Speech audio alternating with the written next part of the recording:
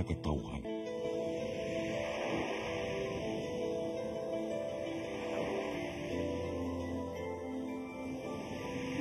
Cebu Catholic Television Network.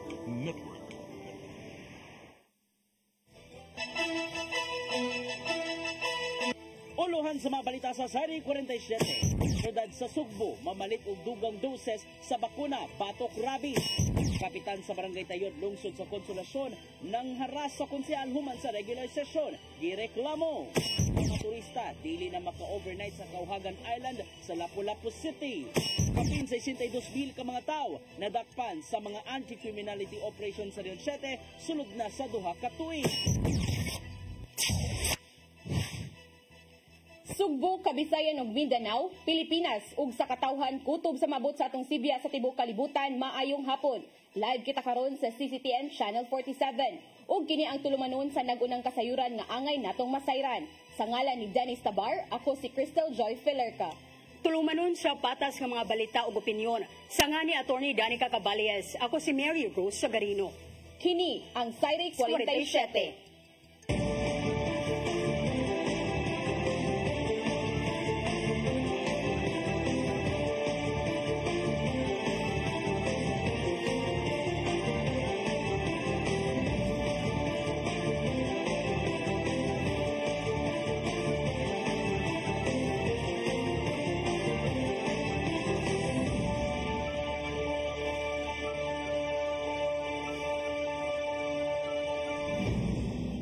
Karon sa kompletong detalye sa mga balita, bakuna sa rabies sa dakbayan sa Sugbo nagkuwang.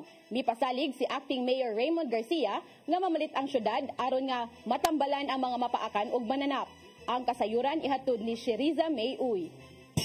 Nagkuwang na ang stock sa rabies vaccine sa Cebu City Health Department sa dakbayan sa Sugbo tungod kay nagkadaghan ang kaso nga napakan og iro sa syudad.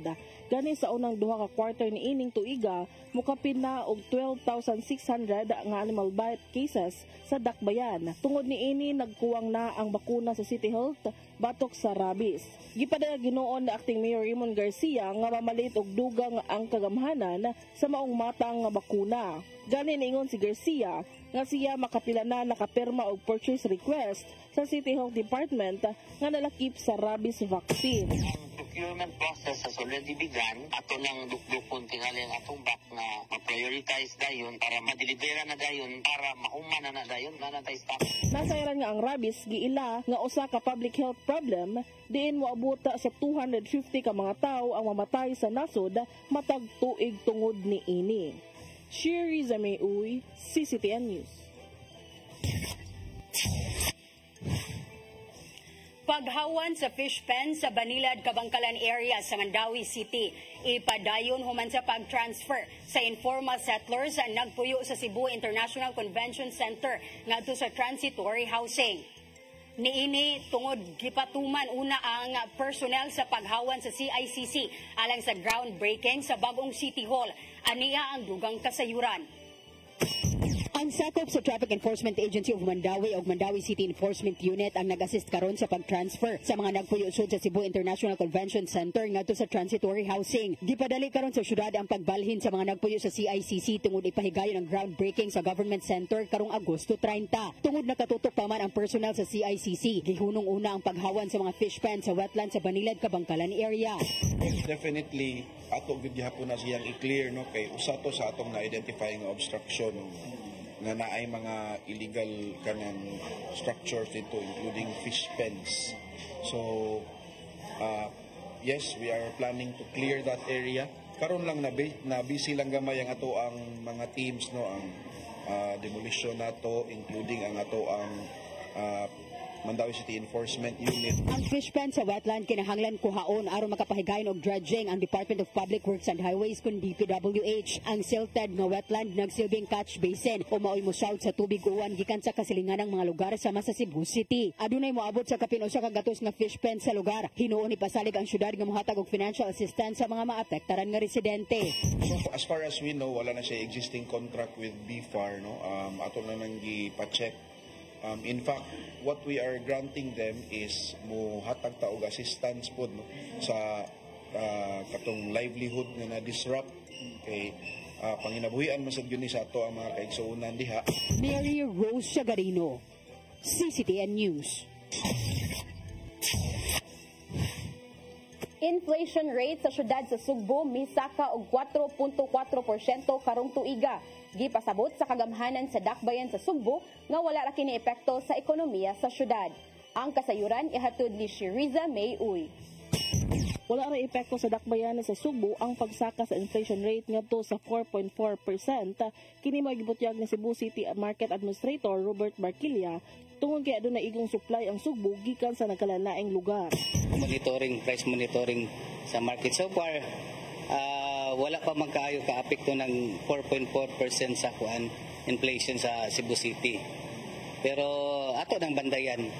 Inoon sa pagkakaroon na gi-istrikto nila ang monitoring sa mga kamerkaduhan sa dakbayan sa Sugbo aron nga masiguro nga dili abusara na sa mga manindahay ang magpataka og pagpasaka sa presyo.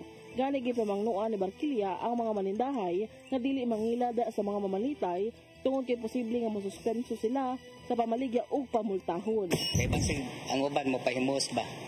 So kung naatay masakpan na nga mag-overpricing, of course ato gyud na i-penalize. Shiriza May Uy, CCTN News. Giandam pa ang implementing rules and regulations aron mapahimutang na ang bagong Negros Island region. Matod sa Department of Interior and Local Government 7 nga nagkinahanglan sila og hangtod sa 60 ka adlaw aron maandam ang lagda bahin niini. Suma pa ni DILG 7 Director Attorney Leo Cadjo Trovela nga puros mga legal officers sa ilang buhatan ang nag-umol sa IRR sa rehiyon aron itipon ang Negros Island ug Siquijor. Anaa pa sa transition stage ang ahensya alang sa pagpangandam sa maong rehiyon.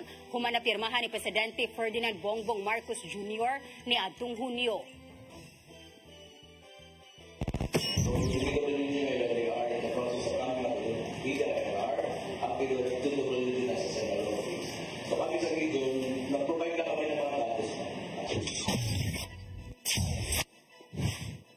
Wala pa naaprobahan sa Department of Transportation ang Local Public Transport Route Plan sa Cebu City, maong nalangay sa pagpatuman ang Cebu Bus Rapid Transit Project. Gipahibalo ni Ken Francisco Hongoy, Deputy Chief sa Cebu City Transportation Office, nga dili pa makaabli og mga bag-ong ruta ang dakbayan paingon sa ubang dapit. Suma pa ni Hongoy nga adunay mga ruta sa jeepney nga nagbiyahe gawas sa dakbayan sa Sugbo. Maong kung dugangan og ubang ruta masangpot na usab sa mas bugat nga trapiko sa lugar. Gipanghinaot ni Hongoy nga maaprobahan ang ilang route plan sa dili pa mahuman ning tuiga.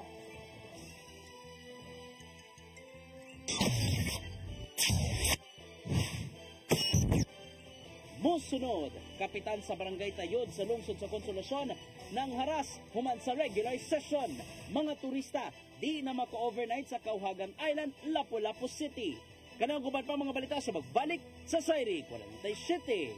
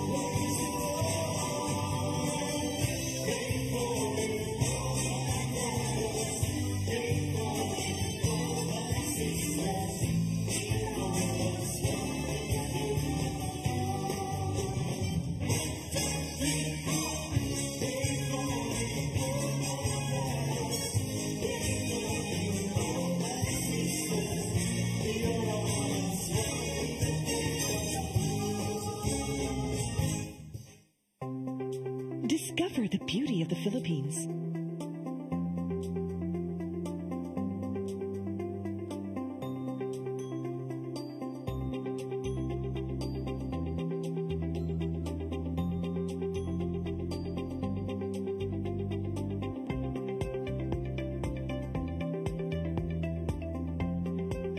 With Philippine Airlines, the country's flag carrier.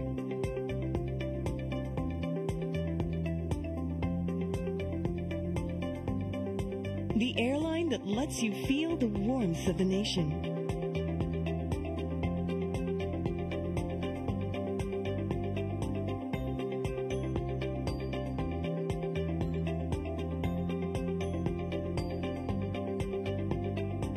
Mabuhay!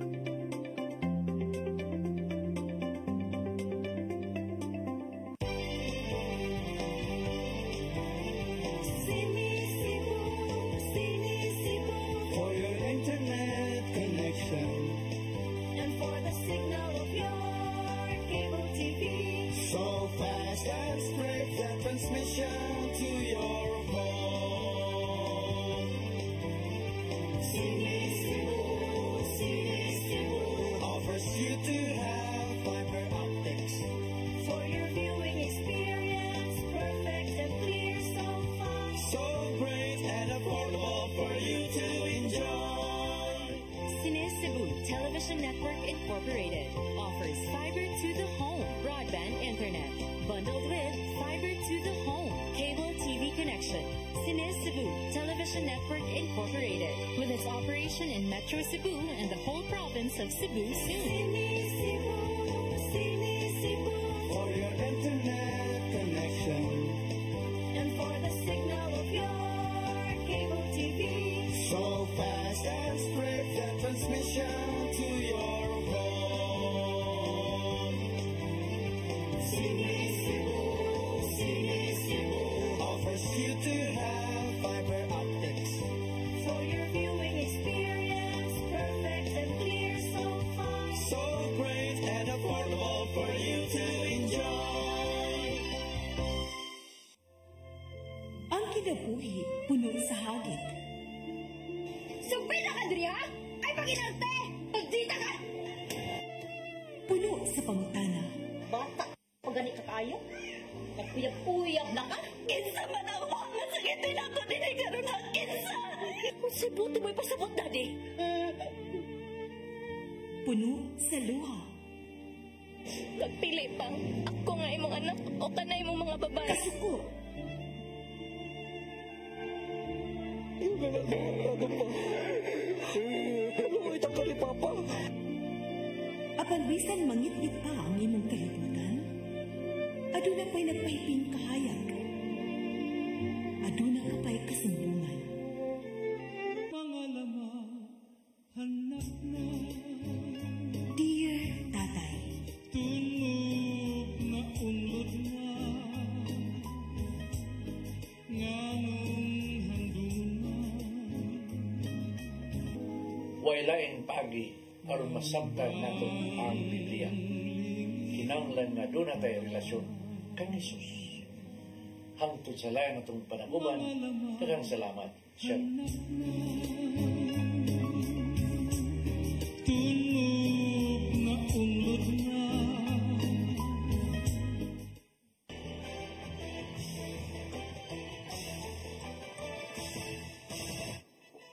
Balik sa atong mga balita, kapitan sa Barangay Tayud, lungsod sa Konsolasyon, gireklamo sa usa sa mga konsihal human gituuhang ng haras pagkahuman sa regular session. Tungod kini sa wala pagpagamit sa bag-ong sakyanan nga gipalit mismo sa barangay. Ang kasayuran ihatod ni Gian Navarro. Midangop ngadto sa kapulisan ang konsehal sa Tayud, lungsod sa Konsolasyon aron ireklamo ang ilang barangay kapitan. Kiniuman nga gito ang giharas siya pagkahuman sa ilang regular session nitong Biyernes sa gabi. Nagsugod among suliran sa wa pagpagamit sa bag-ong sakyanan nga gipalit sa barangay aron gamiton unta sa paggatod sa mga butang atol sa Tayuran Festival sa nakalabayng semana. Gisaysay ni Konsel Nicole Escobido nga kinahanglan matud pa manangid una sa anak ni Kapitan Cuyos nga si Eloise Cuyos aron makagamit sa mong sakyanan. So pagtawag ni Sheila sa barangay, ang desk officer at that time si Bernie nandudasan ang kanang hipi sa tanod.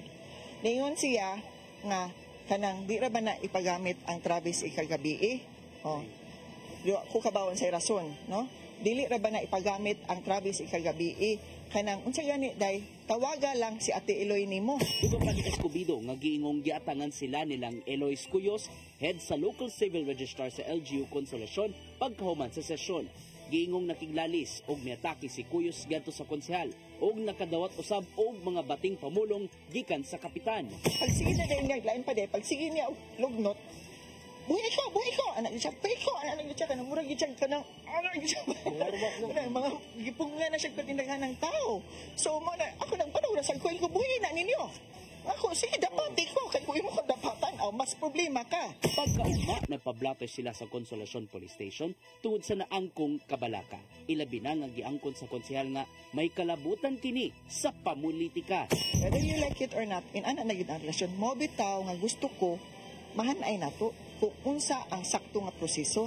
Kaya para kami, gusto man sabi mo, nanerbisyo man sad mi, makabalo mi, pasami kutob, kung unsay among saktong pamagisundon, kung gusto mi mo gamit sa atong mga property sa barangay. Gipangkamutan sa CCTN News Team nga makuha ang habig ni Kapitan Cuyos ug anak nining si Elois pinagi sa pagpadala og mensahe ug tawag sa telepono ug sa messaging platforms. Apan wa pa sila nitubag hangtod din pagkutlo sa balita. Gian Navarro, CCTN News.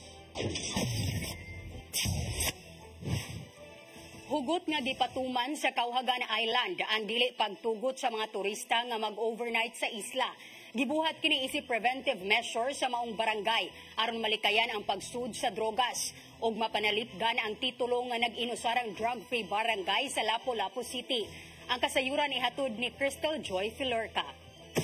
Giila ang Kauhagan Island nga usa sa mga dayuhon sa mga turista sa dakbayan sa Lapu-Lapu tungod sa puti nga balas niini. Kung diin mamahimo usab silang malingaw sa mga gitanyag nga mga water sports activities.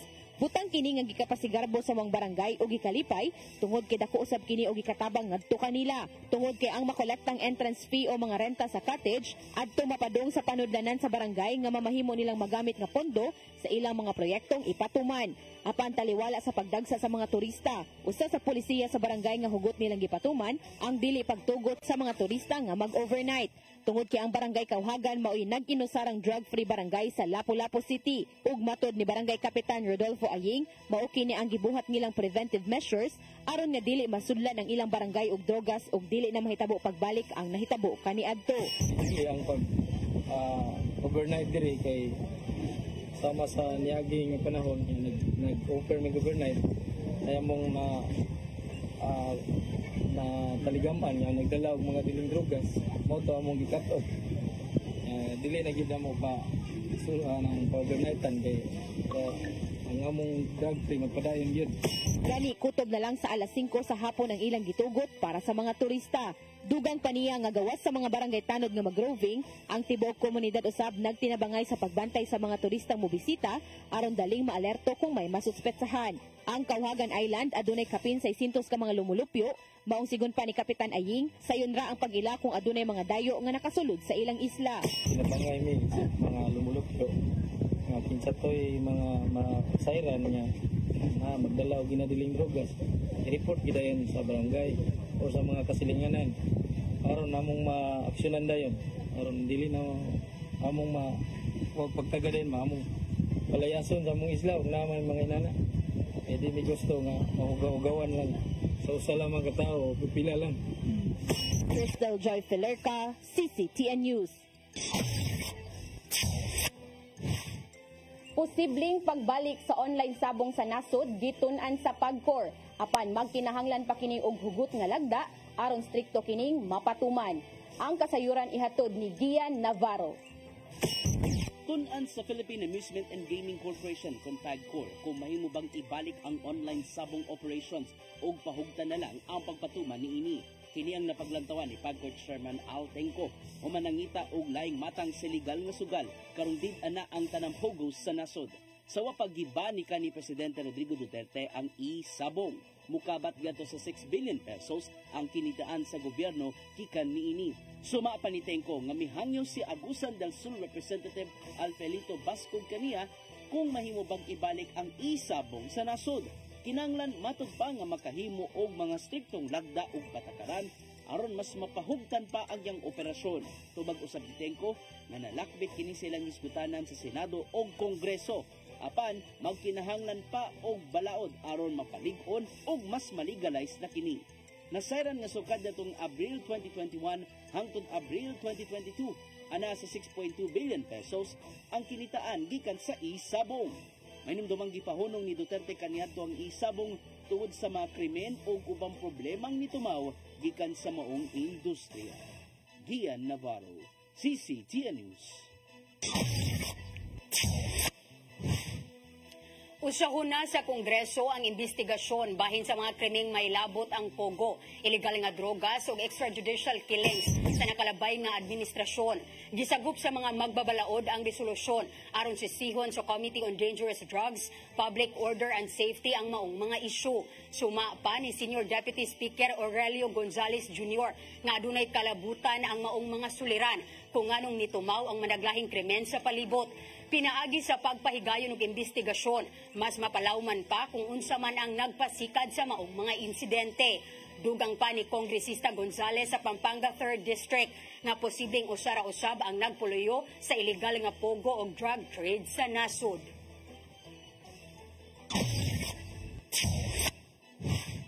Moabot sa 6,000 ka job vacancies sa local ug overseas ang mahimong pahimuslan atol sa job fair sa Peso Mandawi sa Agosto 17.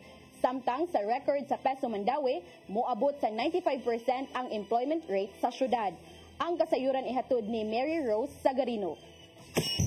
Sa ikatulong higayon karong tuiga, ang Public Employment Service Office kon Peso mohimo og local ug overseas job fair karong Agosto 17. Moabot sa 6,000 ka mga trabaho ang itanyag sa 36 ka local companies ug usa ka overseas agency. Pipila sa mga trabaho nga mahimong masudlan naglambigit sa production, construction ug uban pa. Ang job fair ipahigayon alas 8 sa buntag hangtod alas 5 sa hapon sa Mandawi City Cultural and Sports Complex. Kini gihimo subay sa kasaulugan sa ika-55 nga charter anniversary sa Mandawi karong Agosto 30. Ato sa katanaw, unsa ni siyang mga job vacancies nga mo-fit sa dagan sa panahon. Di kayong job vacancies nga marag hard to na place ba. Kanang dili kayo sugayon mabutangan bitaw. Kana lang mabikanses nga sayon sa mabutangan. Padayon ang pagpahigayon sa Peso Mandawi og job fair diin sa usa ka tuig moabot sa 4 ka job fair ang ilang mapatuman. Bisan pa sa kalambuan sa Mandawi og pagka-industrial city, aduna gihapoy mga walay trabaho nga mga residente. Sa dato sa Peso Mandawi ni aging tuig moabot sa 95% ang employment rate sa syudad ug kapin 4% ang unemployment rate. Kini base sa 200,000 nga ilang working population. Mga 95% kapin ang mga atong employment rate, mga 4% kapin ang atong unemployment. Nga underemployment ato mga 12 to 13% tingali. Doon na sa formula ang basyanan nga number of kanang population, number of number sa working population, play na sa formula kanang na benchmark bang i-compute mo maabot sa anang paano. Kita na sir. Itudlo na sa rumtana sa kita sa kanang PCA naman ang PCA may matag sa kuan sa katong mga benchmark ito nga muna siya nga atong i-compute sa katong formula nga yatag sa Mary Rose Sagarino, CCTN News.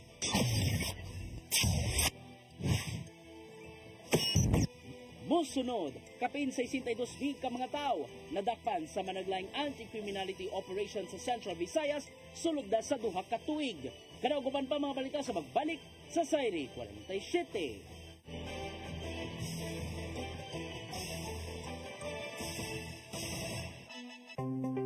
Discover the beauty of the Philippines.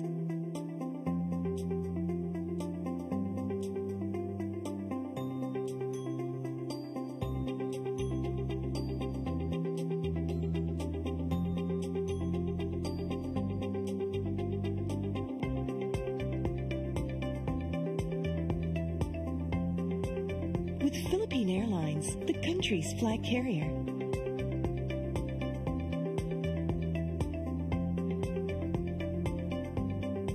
the airline that lets you feel the warmth of the nation.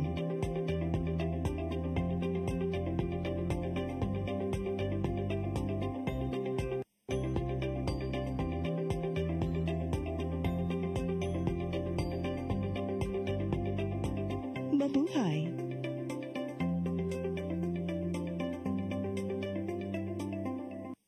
Holy Spirit,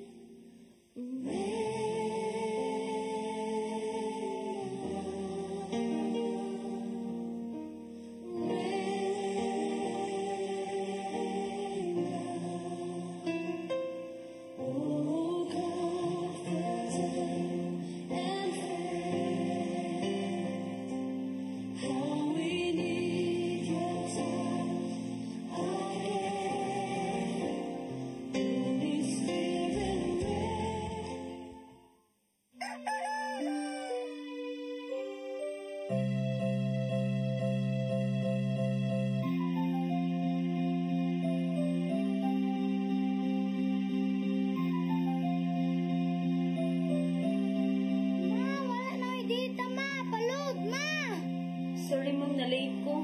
Nagita pa mong gusto para internet sa kong anak ma'am. Ay, wala na yung problema. Sinisibo! Sinisibo, Sinisibo. For your internet connection And for the signal of your cable TV. so fast and straight the transmission to your phone. Sinisibo! Sinisibo, Sinisibo offers you to have fiber optics For your viewing experience, perfect and clear, so fast. so great and affordable for you to enjoy. Sinisibo! Cine Cebu Television Network Incorporated offers fiber to the home broadband internet bundled with fiber to the home cable TV connection. Cine Cebu Television Network Incorporated with its operation in Metro Cebu and the whole province of Cebu soon. And affordable for you to enjoy. Sinisibo! Come October 4, 5, and 6, another gathering will be held in Cebu City, the first National Charis Conference, which is open to all charismatic communities, realities, and expressions. Hosted by the Brotherhood of Christian Businessmen and Professionals, the event will have interesting workshops and topics to help us grow in our various charismatic gifts and charisms. Watch out for more details about this event from our host VCBP in the coming days. Meantime, let's be ready to join these gatherings and pray for the outpouring of the current of grace in the Philippines.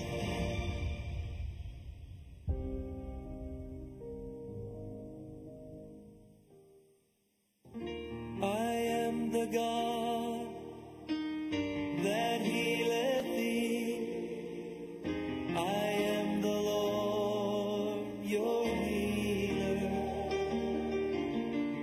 I sent my word and healed your disease.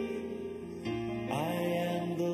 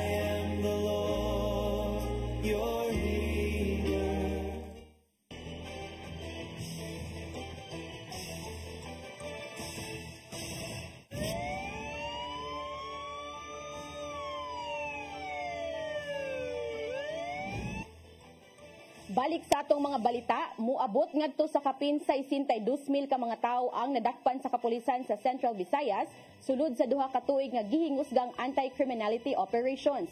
Miresulta usab kini sa pagkasakmit sa kapin 2 ka bilyon ka pesos nga balor sa illegal nga drogas. Ang kasayuran ihatod ni Arnold Bustamante.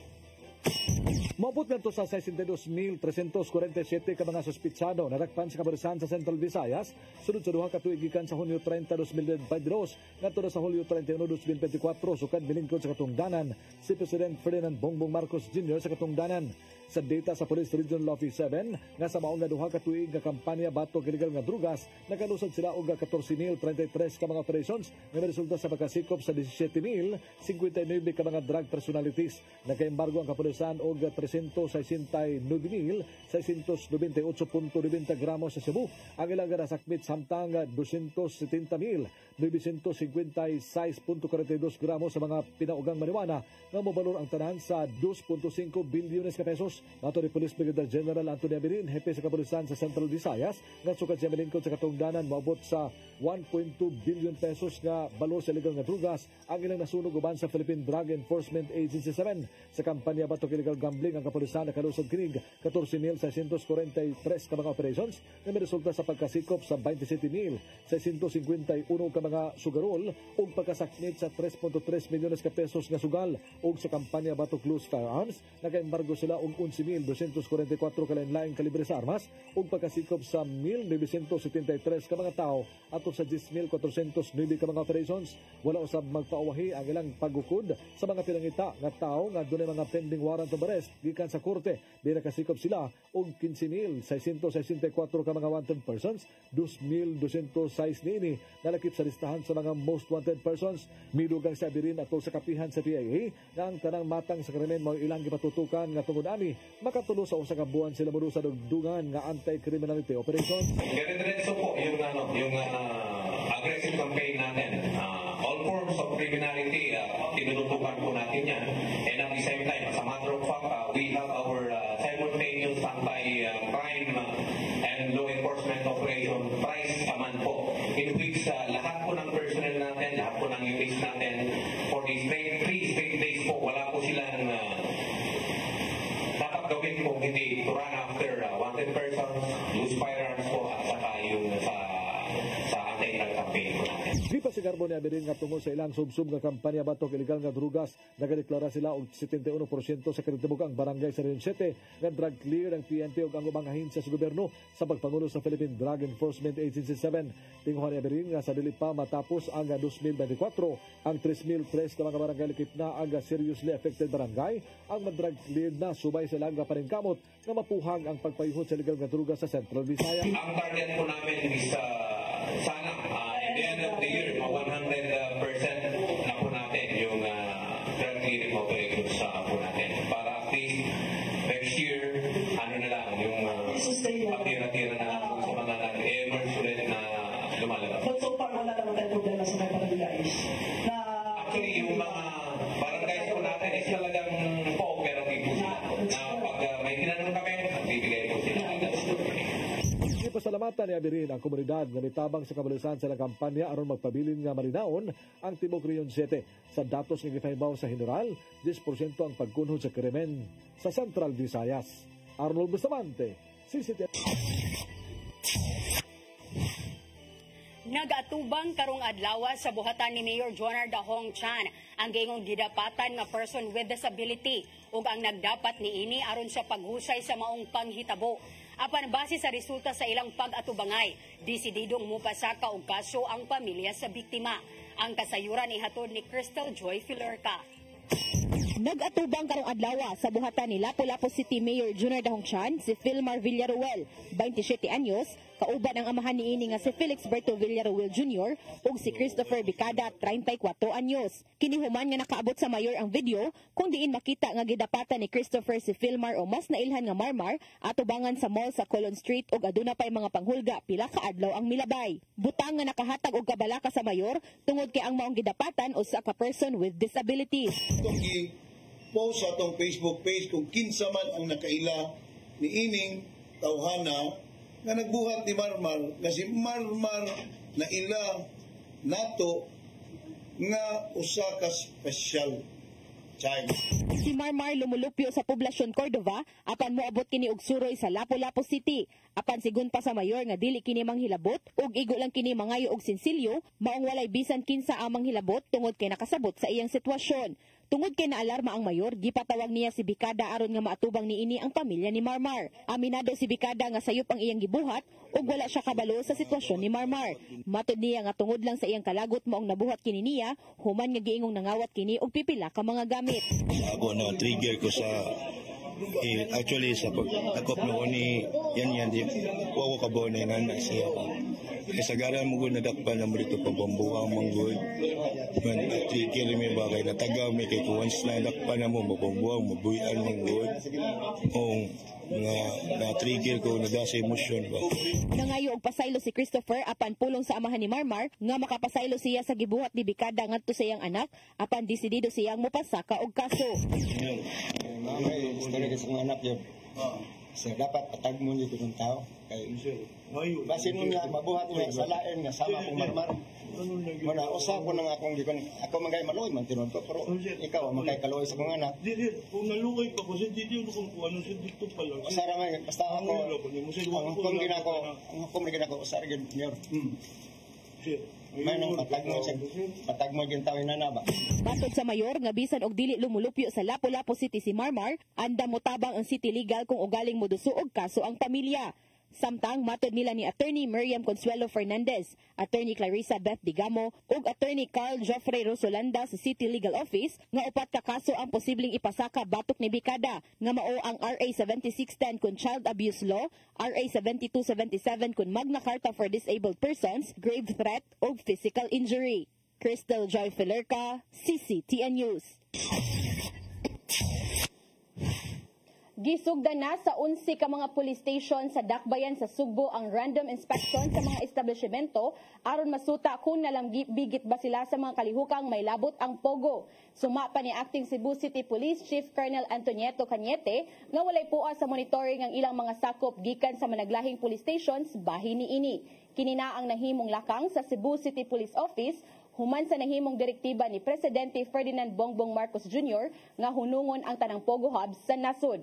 Nagpatabang na si Cañete sa hepe sa Business Processing and Licensing Office kun BPLO nga si Terence Saavedra alang sa gihimong task force. Ilabi na nga wala nila gipadaplin ang posibilidad sa pogo operation sa Dakbayan tungod na sa presensya sa online gaming. Gipahimangnuan niya ang mga establishmento nga kinahanglang magbaton og mga lisensya aron pag mapamatud-an nga lehitimo ang ilang negosyo.